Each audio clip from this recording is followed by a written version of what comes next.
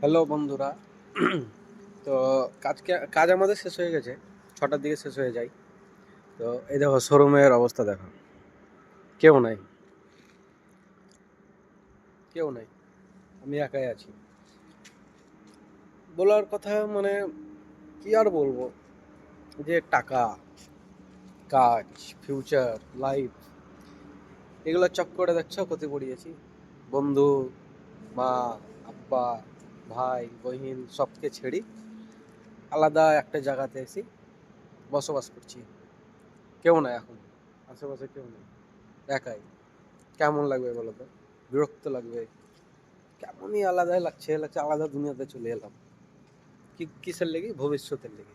ভবিষ্যৎটা আমার ভালো হয়, ভবিষ্যতের চক্করে বর্তমান খারাপ করছি আমি।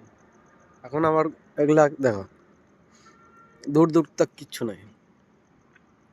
এখানে গেট, মেন গেট, এদিকে মেন অফিস, এখানে রুম, বাস। একাই। সবাই ভাবছে বাইরে আছে, ভালোই আছে, কিন্তু যে থাকে তে বুঝতে পারে কেমন বিষ, কেমন কি। কিছু ইচ্ছা হবে, ইচ্ছা করার মানে সেরকম জায়গা নয় যে কিছু ইচ্ছা করবো, কোথাও যাবো, ঘুরবো না। এরকমই হয়, ছেলেদের লাইফে এরকমই হয়।